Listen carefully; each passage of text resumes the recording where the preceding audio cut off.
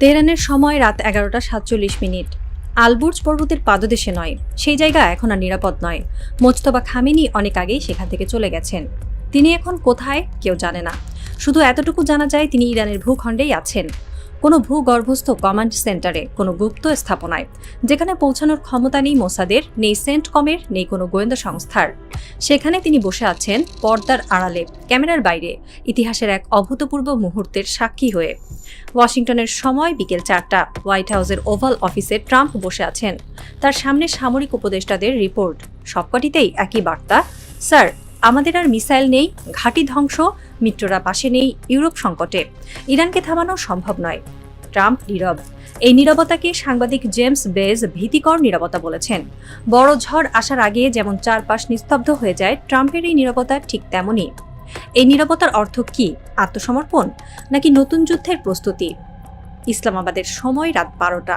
পাকিস্তানের সেনাপ্রধান জেনারেল আসিম মুনির বসে আছেন। তিনি জানেন এই মুহূর্তে তার হাতে বিশ্বের সবচেয়ে ভারী দায়িত্ব। তিনি দুই পক্ষের মধ্যে সেতুবন্ধন তৈরি করতে চেয়েছিলেন, কিন্তু পারেননি, কারণ ইরান 10 দফার বাইরে 1 ইঞ্চিও পেছায়নি, আর যুক্তরাষ্ট্র 1 দফার বাইরে কিছুই মেনে নেয়নি।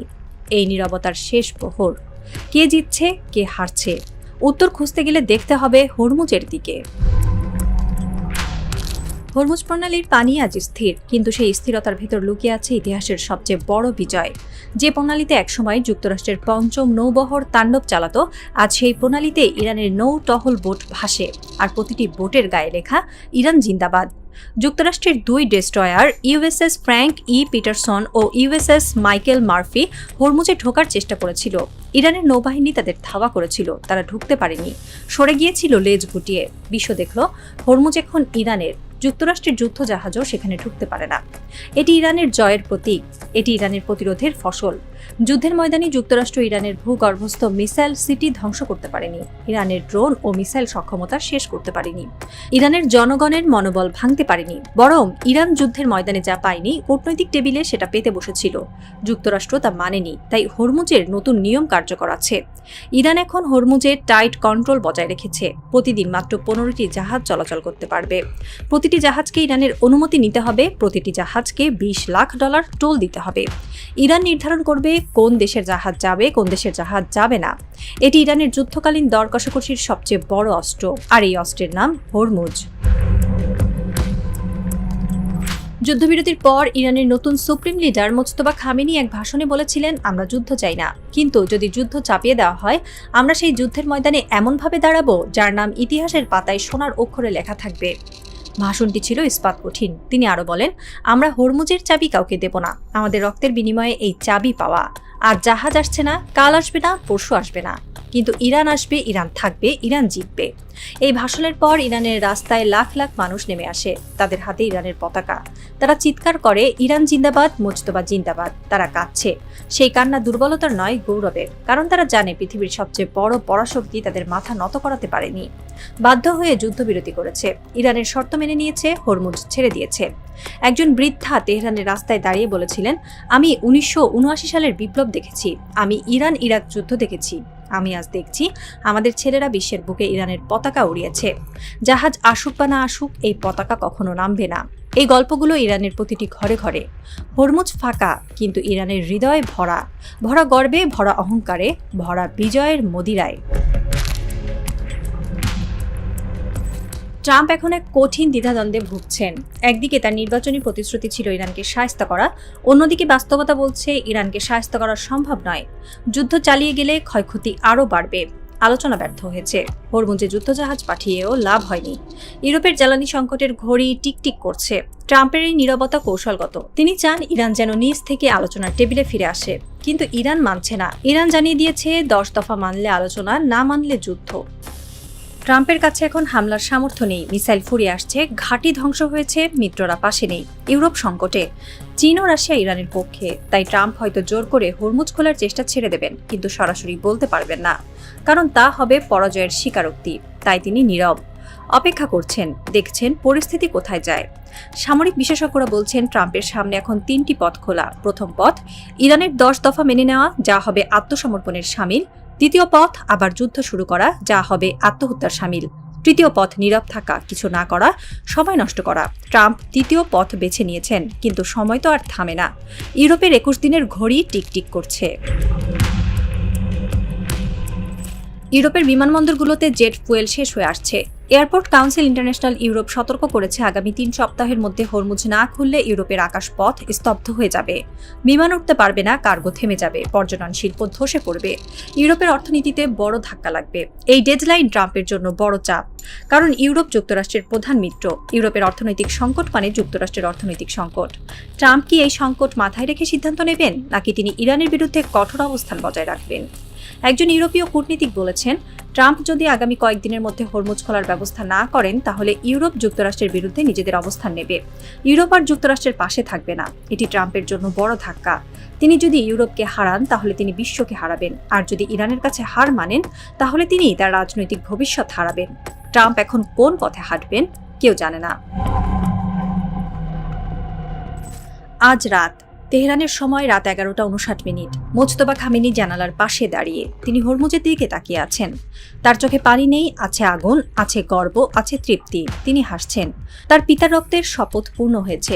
ইরানের পতাকা আজ হরমুজের প্রতিটি ঢেউয়ে প্রতিফলিত হয়, আর সেই পতাকা কখনো নামবে না। ওয়াশিংটনে ট্রাম্প তার ট্রুথ সোশ্যাল অ্যাকাউন্ট খুলেছেন।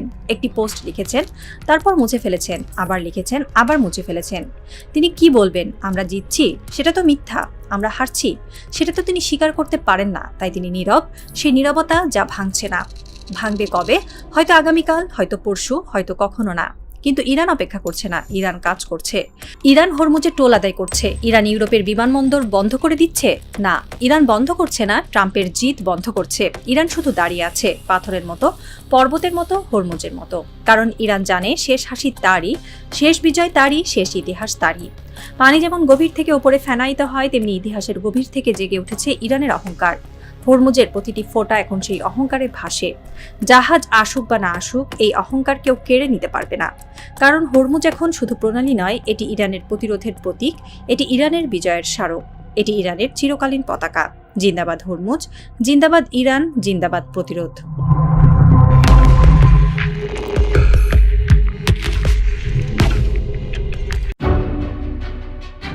ইরানের সঙ্গে চলমান যুদ্ধ খুব শিগগিরই শেষ হতে পারে, এমনটাই জানিয়েছেন যুক্তরাষ্ট্রের প্রেসিডেন্ট ডোনাল্ড ট্রাম্প। মঙ্গলবার 14 এপ্রিল মার্কিন সংবাদ মাধ্যম ফক্স নিউজকে দেওয়া এক সাক্ষাৎকারে প্রেসিডেন্ট ট্রাম্প বলেন, আমার মনে হয় ইরানের যুদ্ধ শেষের পথে। হ্যাঁ, মানে আমি দেখতে পাচ্ছি যে এই যুদ্ধ শেষের খুব কাছাকাছি পৌঁছে গেছে। তিনি আরো বলেন, যদি এখনই আমি ইরান থেকে সবকিছু গুটিয়ে নেই, তাহলে দেশ পুনর্গঠন করতে তাদের 20 বছর সময় লাগবে এবং আমরা এখনো শেষ করিনি। আমরা দেখব কি হয়। আমার মনে হয় তারা খুব তীব্রভাবে একটি চুক্তিতে আসতে চাইছে।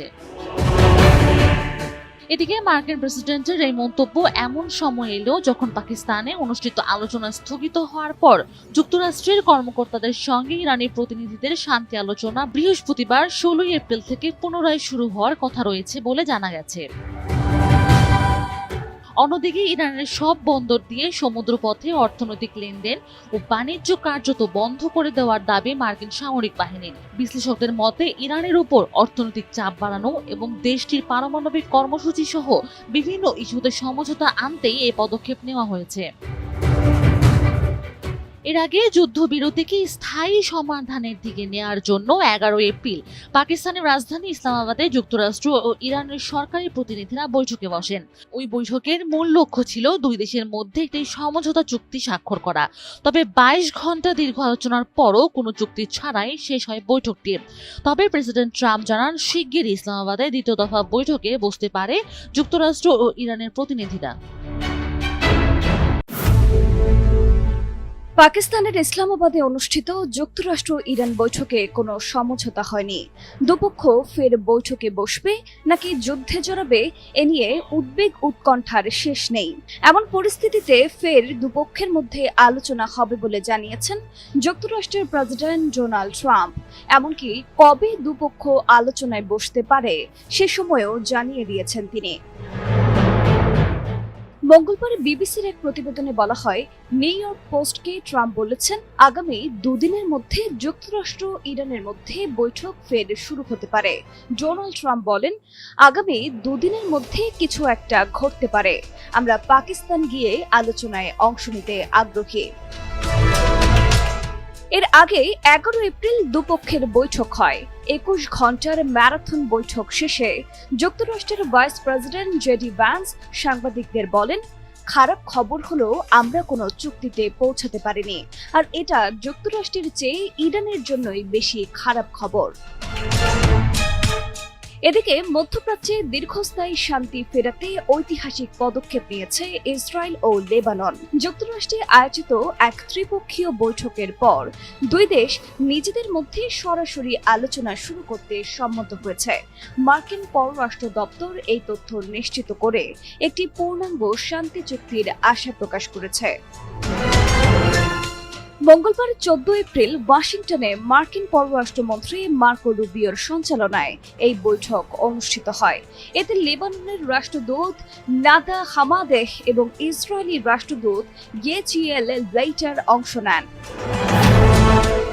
এর আগে মধ্যপ্রাচ্যে ক্রমবর্ধমান উত্তেজনা প্রশমন করতে যুক্তরাষ্ট্র ও ইরানকে আলোচনার টেবিলে ফেরার আহ্বান জানিয়েছেন ফ্রান্সের প্রেসিডেন্ট ইমানুয়েল ম্যাক্রো। সোমবার 13 এপ্রিল যুক্তরাষ্ট্রের প্রেসিডেন্ট ডোনাল্ড ট্রাম্প ও ইরানের প্রেসিডেন্ট মাসুদ পেজেশকিয়ানকে ফোন কল করে এই আহ্বান জানান তিনি।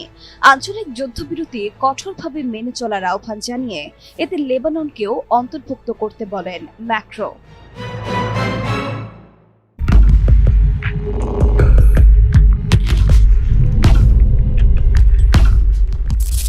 সেন্টকমের কনফারেন্স রুমে আলো জ্বলছে, সামরিক কর্মকর্তারা চুপ। ক্যামেরার সামনে দাঁড়িয়ে এক মুখপাত্র, তিনি ঘোষণা দিচ্ছেন ইরানের সব বন্দরের নৌ অবরোধ কার্যকর হচ্ছে। পারস্য সাগর থেকে ওমান সাগর, ইরানের প্রতিটি সমুদ্র বন্দর এখন যুক্তরাষ্ট্রের নৌবহরের ঘেরাটোপে। ঘোষণার মাত্র কয়েক ঘন্টা পর বাংলাদেশ সময় রাত 8টা থেকে এই সিদ্ধান্ত কার্যকর হয়েছে। যুক্তরাষ্ট্রের পঞ্চম নৌবহর, ডেস্ট্রয়ার, ক্রুজার, সাবমেরিন, যুদ্ধবিমান সব মিলিয়ে এক বিশাল সামরিক বলয় তৈরি করেছে হরমুজ প্রণালী থেকে আরব সাগর পর্যন্ত। যুক্তরাষ্ট্রের দাবি, এটি হরমুজ বন্ধ করার সিদ্ধান্ত নয়। সৌদি আরব, সংযুক্ত আরব আমিরাত, কুয়েতের জাহাজ চলতে পারবে। সমস্যা হবে শুধু ইরানের বন্দরে প্রবেশ করা বা সেখান থেকে বেরোনো জাহাজের। কোনো জাহাজ, কোনো পণ্য, কোনো পতাকা ইরানের বন্দরে গেলেই বিপদ।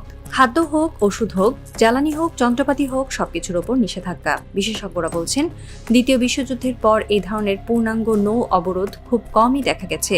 দ্বিতীয় বিশ্বযুদ্ধে জার্মানির বিরুদ্ধে ইউরোপীয় দেশগুলো যখন নৌ অবরোধ করেছিল, তখনই পরবর্তী বড় যুদ্ধের সূচনা হয়েছিল। ট্রাম্পের এই সিদ্ধান্ত যেন ঠিক সেই ইতিহাসের পুনরাবৃত্তি। কূটনীতিক বার্তা আর যুদ্ধক্ষেত্রের বাস্তবতা কখনো এক হয় না। পাকিস্তানের বৈঠক ব্যর্থ হওয়ার পর ইরান ও যুক্তরাষ্ট্রের প্রতিনিধিরা বলেছিলেন, আলোচনা ভালো হয়েছে, চুক্তি স্বাক্ষরের কাছাকাছি ছিলাম। তখন বিশেষজ্ঞরা বলেছিল ট্রাম্পের নীরবতা বড় ঝড়ের আশঙ্কা বাড়াচ্ছে, আর সেই আশঙ্কাই সত্যি হলো।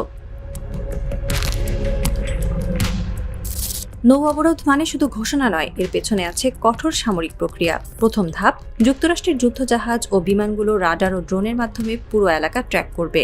কোনো জাহাজ ইরানের বন্দরের দিকে এগোলে তাকে প্রথমে রেডিও সংকেত দেওয়া হবে, পথ বদলাও, ফিরে যাও। দ্বিতীয় ধাপ, সংকেত উপেক্ষা করলে সতর্কতামূলক গুলি করা হবে, জাহাজের সামনের দিকে, পাশের দিকে, প্রাণহানি এড়াতে কিন্তু স্পষ্ট বার্তা দেওয়ার জন্য। তৃতীয় ধাপ, তাতেও থামলে সরাসরি মিসাইল হামলা, জাহাজ ডুবিয়ে দেওয়া হবে। পণ্য থাকুক বা মানুষ, সেটা বিবেচ্য নয়। এই 3 ধাপের প্রতিটি মানেই যুদ্ধের দিকে পা বাড়ানো, কারণ জাহাজ থামানোর মানে সেখানকার নাবিকদের আটক করা, পণ্য বাজেয়াপ্ত করা, যা সরাসরি যুদ্ধের কারণ। এখন প্রশ্ন হলো, এই জাহাজগুলো কার? ইরানের নিজের জাহাজ, নাকি চীনের, নাকি রাশিয়ার? চীন ইরানের প্রধান তেল ক্রেতা। প্রতিদিন প্রায় 20 লাখ ব্যারেল তেল ইরান চীনে রপ্তানি করে। চীনা জাহাজগুলো ইরানি বন্দর থেকে তেল ভরে নিয়ে যায়। যুক্তরাষ্ট্রের নৌ অবরোধ মানে চীনা জাহাজগুলোকেও থামাতে হবে, আর চীন সেটা সহ্য করবে? রাশিয়ার জাহাজ, তারা ইরানে খাদ্যশস্য, অস্ত্রের যন্ত্রাংশ পাঠায়, রাশিয়া সেটা থামাতে দেবে? একজন আন্তর্জাতিক সামরিক বিশেষজ্ঞ বলেছেন, ট্রাম্প যে আগুন জ্বালাচ্ছেন তা হয়তো তিনি নেভাতে পারবেন না, কারণ এই আগুন ইরান যুক্তরাষ্ট্রের দ্বন্দ্ব ছাড়িয়ে চীন ও রাশিয়াকেও পোড়াবে। ইরানের প্রায় 90% আমদানি হয় সমুদ্রপথে। হরমুজ প্রণালী ও আরব সাগরের এই বন্দরগুলো দিয়ে প্রতি বছর ইরান প্রায় 25 মিলিয়ন টন অত্যাবশ্যকীয় পণ্য আমদানি করে। গম, ভুট্টা, বার্লি, সয়াবিন, চিনি, উদ্ভিজ তেল, সার, ওষুধ, যন্ত্রপাতি, ইলেকট্রনিক্স, গাড়ির যন্ত্রাংশ। সবকিছুই আসে জাহাজে করে। ব্রাজিল থেকে খাদ্যশস্য, চীন থেকে যন্ত্রপাতি, তুরস্ক ও পাকিস্তান থেকেও সীমিত পরিমাণে পণ্য আসে কাস্পিয়ান সাগর পথে, কিন্তু তা মোটের তুলনায় নগণ্য। ট্রাম্পের নৌ অবরোধ মানে ইরানের এই 90% আমদানি বন্ধ, খাদ্য সংকট তৈরি হবে, ওষুধ সংকট হবে, জ্বালানি সংকট হবে, শিল্পের কাঁচামাল বন্ধ হয়ে যাবে, ইরানের 9 কোটি মানুষের দৈনন্দিন জীবন থমকে যাবে। সামরিক বিশ্লেষকরা বলছেন ইরানকে বাধ্য করা হচ্ছে যুদ্ধের পথে, কারণ খাদ্য সংকটের মুখে কোনো দেশ চুপ করে বসে থাকবে না। ইরানকে যুদ্ধবিরতি ভাঙতে হবে, যুক্তরাষ্ট্রের যুদ্ধজাহাজে হামলা করতে হবে, নৌ অবরোধ ভাঙতে হবে। সেটা না করলে দেশ ক্ষুধার জ্বালায় পুড়বে। একজন ইরানি অর্থনীতিবিদ বলেছেন, ট্রাম্পের এই সিদ্ধান্ত এক ধরনের নীরব হত্যা। তারা বোমা ফেলছে না, কিন্তু আমাদের শিশুদের খাবার কেড়ে নিচ্ছে। এটা যুদ্ধাপরাধ। ইরান ইতিমধ্যে হুঁশিয়ারি দিয়েছে, যে কোনো নৌ অবরোধের চেষ্টার জবাবে তারা পারস্য উপসাগরে যুক্তরাষ্ট্রের জাহাজগুলোকে টার্গেট করবে। ইরানের ভূগর্ভস্থ মিসাইল সিটি থেকে হাজার হাজার ক্ষেপণাস্ত্র ছাড়ার ক্ষমতা আছে। যুক্তরাষ্ট্রের যুদ্ধ জাহাজগুলো যদি ইরানের উপকূল থেকে 200 কিলোমিটারের মধ্যে আসে, তাহলে তারা সহজ টার্গেট। এই হিসাবে ট্রাম্পের নৌ অবরোধ কতদিন টিকবে? যুক্তরাষ্ট্রের যুদ্ধ জাহাজগুলোকে 24 ঘন্টা সতর্ক থাকতে হবে, ক্রমাগত ক্ষেপণাস্ত্র হুমকির মুখে থাকতে হবে। আর ইরান যতদিন অপেক্ষা করবে, ততদিন তাদের অর্থনীতি মরে যাবে। তাই ইরানকে দ্রুত যুদ্ধ শুরু করতে হবে। এটাই যুক্তরাষ্ট্রের পরোক্ষ চাওয়া। ইরান যেন আগে হামলা করে, তাহলে যুদ্ধ শুরু করার অপরাধ ইরানের ঘাড়ে পড়বে। নৌ অবরোধের এই পরিকল্পনায় সবচেয়ে বড় ধাক্কা এসেছে যুক্তরাষ্ট্রের সবচেয়ে কাছের মিত্র যুক্তরাজ্যের কাছ থেকে। যুক্তরাজ্য পরিষ্কার ঘোষণা দিয়েছে, ইরানের নৌ অবরোধের কোনো পরিকল্পনায় তারা অংশগ্রহণ করবে না। যুক্তরাজ্যের প্রতিরক্ষা মন্ত্রণালয় এক বিবৃতিতে জানিয়েছে, আমরা মধ্যপ্রাচ্যে উত্তেজনা বৃদ্ধির পক্ষে নই। যুক্তরাষ্ট্রের এই সিদ্ধান্ত আমাদের সমর্থন নেই। যুক্তরাজ্য সরে যাওয়ার অর্থ ট্রাম্পকে একাই এই নৌ অবরোধ বাস্তবায়ন করতে হবে। পঞ্চম নৌবহর আছে, ডেস্ট্রয়ার আছে, বিমান আছে, কিন্তু একা বনাম ইরান, চীন, রাশিয়া, এই সমীকরণ ট্রাম্পের জন্য কতটা টেকসই? একজন নৌবাহিনীর অবসরপ্রাপ্ত অ্যাডমিরাল বলেছেন, নৌ অবরোধ বজায় রাখতে হলে কয়েক ডজন যুদ্ধ জাহাজ লাগবে, সাপ্লাই লাইন লাগবে, লজিস্টিক্স সাপোর্ট লাগবে। যুক্তরাজ্য ছাড়া ট্রাম্পকে নিজেরই সব সামলাতে হবে। আর ইরানের হাজার হাজার ক্ষেপণাস্ত্রের সামনে সেই জাহাজগুলো কতদিন টিকে থাকবে, সেটা বড় প্রশ্ন। এই নৌ অবরোধের মাঝেই ট্রাম্প ফক্স নিউজকে দেওয়া এক সাক্ষাৎকারে দাবি করেছেন, তিনি চাইলে একদিনের মধ্যেই ইরানকে ঘুরিয়ে দিতে পারেন। ইরানের তেলের স্থাপনা, বিদ্যুৎ কেন্দ্র, জ্বালানি সেক্টর সবকিছু একদিনেই ধ্বংস করে দিতে পারেন। তিনি বলেছেন, আমার কাছে পরিকল্পনা আছে, অপেক্ষা করছি সঠিক সময়ের। সামরিক বিশ্লেষকরা এই দাবিকে বাস্তবসম্মত মনে করছেন না, কারণ ইরানের ভূগর্ভস্থ মিসাইল সিটি ধ্বংস করতে হলে বহুদিনের হামলা লাগবে। ইরানের নিউক্লিয়ার স্থাপনা ধ্বংস করতে হলে গ্রাউন্ড অপারেশন লাগবে। একদিনে কিছু করার নেই। তবে ট্রাম্পের এই বক্তব্য প্রমাণ করে তিনি ইরানের ওপর চাপ বাড়াতে চান। নৌ অবরোধের মাধ্যমে চাপ তৈরি করে হয় ইরানকে নত করতে চান, নয়তো যুদ্ধ শুরু করতে বাধ্য করতে চান। কিন্তু ইরান নত হওয়ার পাত্র নয়। ইরানের সর্বোচ্চ নেতা মুস্তফা খামেনি বলেছেন, ট্রাম্প যদি মনে করেন নৌ অবরোধ দিয়ে আমাদের নত করবে, তাহলে তিনি ইরানের ইতিহাস জানে না। কারবালার ময়দানে আমরা পানির বিনিময়ে মাথা নত করিনি, আজ খাবারের বিনিময়েও করব না। হরমুজ প্রণালীর চারপাশে যুক্তরাষ্ট্রের যুদ্ধজাহাজ, রাডার স্ক্রিন ঘুরছে, ড্রোন উড়ছে, যুদ্ধবিমান টহল দিচ্ছে। ইরানের উপকূলে মিসাইল লঞ্চার সক্রিয়, নৌবাহিনীর স্পিড বোট প্রস্তুত। চীনের জাহাজগুলো বন্দরে আটকে আছে, রাশিয়ার জাহাজ ফিরে গেছে। ইরানের বাজারগুলোতে আতঙ্ক, মানুষ খাদ্য মজুত করছে, দোকানে লাইন পড়ে গেছে। যুক্তরাষ্ট্রের নৌ অবরোধ কার্যকর হয়েছে, কিন্তু এখন পর্যন্ত কোনো সংঘর্ষ হয়নি, কারণ সবাই অপেক্ষায় আছে কে আগে গুলি করবে। ইরান কি আক্রমণ করবে, নাকি যুক্তরাষ্ট্র আরো চাপ বাড়াবে, নাকি পাকিস্তান আবার মধ্যস্থতা করবে? ইউরোপের 21 দিনের ডেডলাইন টিকটিক করছে। জেট ফুয়েল শেষ, ইউরোপের বিমানবন্দর বন্ধের পথে। ট্রাম্পের একদিনের যুদ্ধ সেটা কি সত্যি হতে চলেছে, নাকি সবই ব্লাফ? ইরান জানিয়েছে তাদের ট্রিগারে আঙুল, যে কোনো মুহূর্তে যুদ্ধ শুরু হতে পারে। যুক্তরাষ্ট্র জানিয়েছে তারা ইরানের বন্দরে কোনো জাহাজ ঢুকতে দেবে না। এই দুই বক্তব্যের ফাঁকে আছে লাখ লাখ মানুষের জীবন, আছে ইরানের 9 কোটি মানুষের খাবার, আছে পুরো বিশ্বের জ্বালানি নিরাপত্তা। মুজতবা খামেনি আজ রাতে জানালার পাশে দাঁড়িয়ে তিনি হরমুজের দিকে তাকিয়ে আছেন। তিনি জানেন এই অবরোধ মানে যুদ্ধ। তিনি জানেন ইরান হয় জিতবে নয় মরবে, কিন্তু মাথা নত করবে না, কখনো না। ট্রাম্প কি জানেন? তিনি কি জানেন ইরানের মাটি ফেলে দেওয়া জামার মতো, যেখানে আছে ইমাম হোসেনের স্মৃতি, আছে কারবালার শিক্ষা, আছে প্রতিরোধের জেদ। পৃথিবীর সবচেয়ে শক্ত জিনিস পাথর নয়, পৃথিবীর সবচেয়ে শক্ত জিনিস ইরানের প্রতিরোধের জিদ। আর সেই জিদের সামনে নৌ অবরোধ কতদিন টিকে থাকবে? অপেক্ষার প্রহর শেষ, হয় যুদ্ধ নয় আত্মসমর্পণ। ইরান আত্মসমর্পণ করবে না। তাহলে ঘড়ির কাঁটা টিকটিক করছে, ট্রাম্প নীরব, মুজতবা সজাগ, ইরান প্রস্তুত, বিশ্ব থমকে আছে। এই থ্রিলারের শেষ অধ্যায় এখন লেখা হচ্ছে, আর সেই লেখায় কালি হবে রক্ত, কাগজ হবে হরমুজের ঢেউ।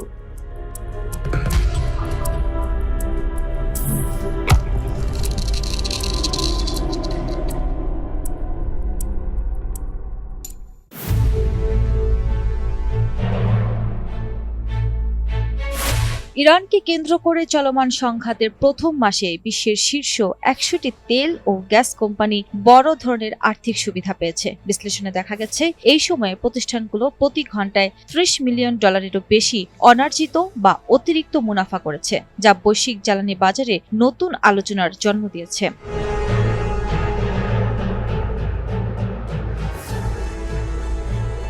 ব্রিটিশ গণমাধ্যম দ্য গার্ডিয়ান জানিয়েছে, মার্চে তেলের দাম ব্যারেল প্রতি গড়ে $100 পৌঁছায়। এতে তেল ও গ্যাস কোম্পানিগুলো প্রায় $23 বিলিয়ন অতিরিক্ত মুনাফা করে। সরবরাহ স্বাভাবিক না হলে এবং দাম স্থিতিশীল থাকলে বছরের শেষে এই আয় $234 বিলিয়ন পৌঁছাতে পারে বলে ধারণা করা হচ্ছে। সবচেয়ে বেশি লাভবানদের মধ্যে রয়েছে সৌদি আরামকো, গ্যাসপ্রম এবং এক্সন মোবিল। আরএফএল এসডব্লিউআর পাইপই মাপে যা বলে তাই দেয়। RFL SWR pipe and fittings. যুদ্ধকালীন পরিস্থিতিতে জ্বালানির দাম বৃদ্ধি পাওয়ায় বিশ্বজুড়ে সাধারণ ভোক্তাদের ওপর চাপ বেড়েছে। গাড়ির জ্বালানি, বিদ্যুৎ এবং ব্যবসায়িক ব্যয় উল্লেখযোগ্যভাবে বৃদ্ধি পেয়েছে। চাপ কমাতে অস্ট্রেলিয়া, দক্ষিণ আফ্রিকা, ইতালি, ব্রাজিল ও জাম্বিয়া সহ কয়েকটি দেশ জ্বালানি কর কমিয়েছে, ফলে সরকারের রাজস্ব আয়েও প্রভাব পড়েছে।